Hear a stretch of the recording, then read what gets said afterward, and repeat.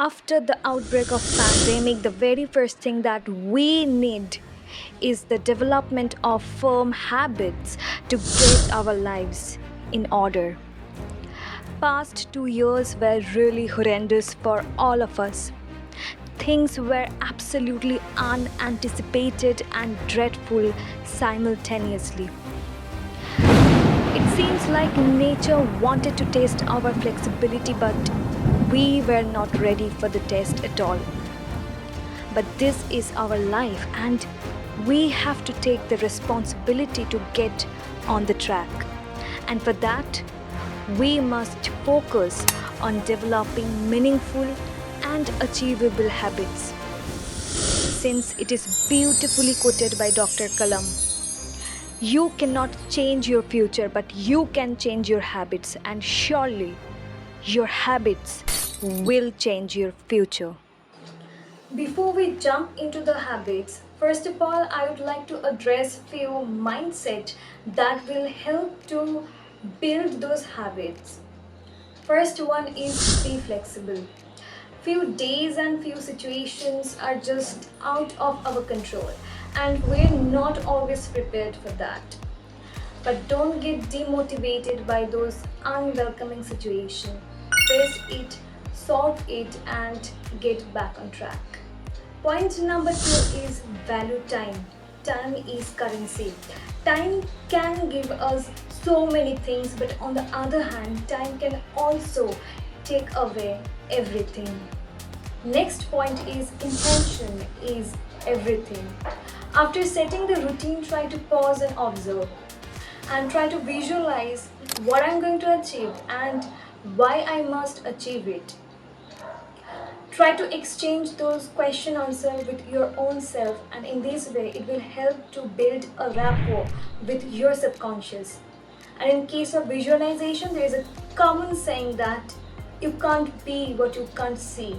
It is said that it takes 21 days to build a habit, but for me it takes self-control and self-actualization to build habits. Self-control means controlling our own mind and five senses, for example, taste, smell, hearing, etc.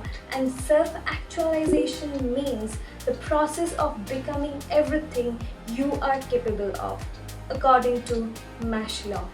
Now let's talk about those habits. First is set your biological clock. We all have our own biological clock. Yes, there are plenty of benefits of waking up early in the morning. For example, we can see the sunrise, we can inhale fresh air. But at this point of time, irrespective of your preferences, for example, whether you want to wake up early in the morning or late in night, I don't know. But the main key point is to fix a proper time to go to bed. The next point is to control our phone usage. If I ask myself to get rid of the social media in just one day, probably it won't be possible for me, right? But what I had to do is that I had to limit my social media usage. For example, I generally do not open my phone before 10 a.m. in the morning, and I try to switch off my phone 2 hours before I go to bed. And of course, I have limited my social media usage for 10 minutes in a day, and it was not at all easy at the very first time, because it was easy just because of my mom. She helped me throughout the whole process since she has set all the plans. But of course, you can also take help from your loved one in this particular matter. Trust me, it is very much helpful and effective as well. Next point is exercise. After this whole 2 years of lockdown, our physical health has changed dramatically. Our body weight has increased, and to cope with our increased cortisol level, it is advisable and recommended to exercise daily, each and every day. Trust me, it is needed right now much more than ever before. Next is journaling. Well, thoughts are things, and it is a book by itself. It's been a roller coaster ride for us. We have so many thoughts about so many things, But thoughts are natural, right? We have to understand what is the nature of our thoughts, whether it is marinated with fear, anxiety, depression, loneliness, guilt, etc., etc., or whether it is for our highest potential or not. Thoughts are natural and we need to understand our thoughts. And in order to picturize our thoughts, we need to journal it daily. Because journaling by itself is a self-healing process, and healing is what we need right now.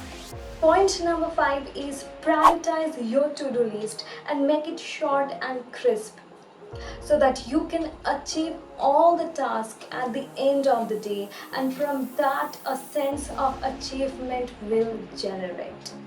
And don't forget to reward yourself at the end of every successful task, because in this way you will get more motivation.